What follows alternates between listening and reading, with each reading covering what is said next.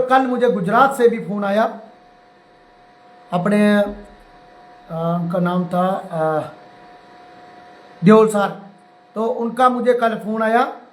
उन्होंने मुझे क्लियर किया गुजरात से कि आप जल्द से जल्द कुरेटी में जाएं।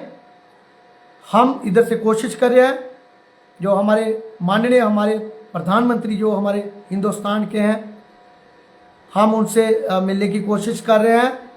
उनके कुछ पहचान के होंगे वहाँ कोई टॉप मोस्ट लीडर, तो वो उनसे बात करेंगे इसके हवाले से, टैट के हवाले से। और उन्हें इतना भी कहा है कि वो उनकी बात हो सकता ना मोड़े ना, तो हो सकता है वहाँ से भी हमें कोई थोड़ी सी राहत मिल जाए।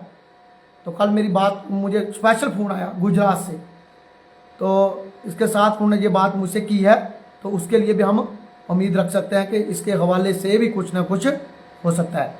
लेकिन उनकी तरफ से ये डायरेक्शन दी गई कि आप जम्मू कश्मीर की तरफ से आप कुरेटी पे जाओ, सबसे पहले उन्होंने यही कहा मुझे। तो इसके बाद आज़ाद मीर आगे we will we always at your back stand from film. कोई बात सर, मिलजुल के होगा, जो कुछ भी होगा मिलजुल के होगा। आप सबकी सलाह होगी, आप सबका साथ होगा, सब कुछ मिलजुल के होगा। इसके बाद हो गया मानसून जो असेंबली सेशन है, वहाँ पे भी हमें थोड़ी बहुत उम्मीद है कि कुछ ना कुछ इसके हवाले से बात होगी। और हम चाहते हैं कि इस टैट के इशू को वहाँ पे उठाया जाए। हम नहीं चाहते, कुछ चाहते हैं कि इसमें आप परसेंटेज कम कर दो, अब 50 कर दो, 40 कर दो, या इसके लिए टाइम बढ़ा दो। मैं उनको ये कह देना चाहता हूँ, आप इस झंझट में मत पड़ें।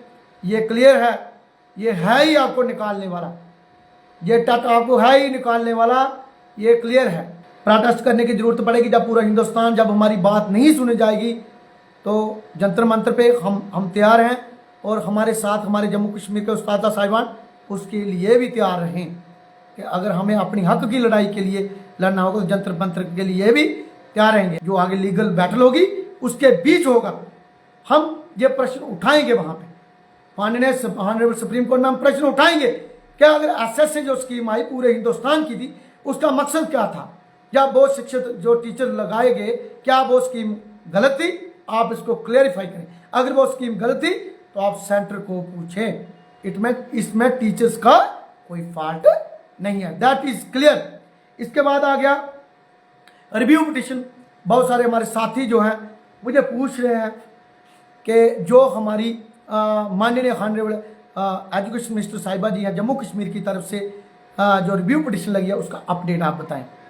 बिल्कुल मैंने कोशिश की, सुप्रीम कोर्ट में मैंने कोशिश की, जो ऑनरेबल जो सुप्रीम कोर्ट के जो माननीय जो एडवोकेट थे, मैंने उनसे कोशिश की, मैं उनके साथ राब्ते में हूँ, मैंने उनसे कोशिश की, उन्होंने भी कोशिश की, but it is very confidential. ये कॉन्फिडेंशियल है, ये हमें डायरी नंबर नहीं मिल सकता। अगर हमें डायरी नंबर मिलता तो हम आपको अपडेट कर सकते थे, लेकिन ये नहीं मिल सकता, ये कॉन्फिडेंशियल, दैट इज़ क्लियर, क्योंकि ये गवर्नमेंट का है।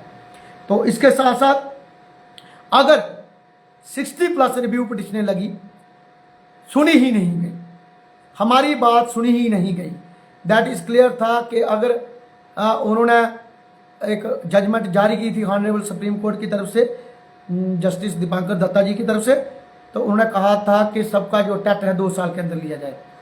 तो उसके बाद बीच में एक जो इम्पैनल RET टीचर से उनकी जजमेंट भी आई, तो हमारे ही कुछ उस्तादों ने बहुत गलत फहमी फैलाने की कोशिश की। उस वक्त भी मैंने लाइव सेक्शन में भी आके बार बार मैंने यही कहा कि आप उस चीज़ को अपने ऊपर इम्प्लीमेंट करने की कोशिश मत करें, वो मैटर अलग है।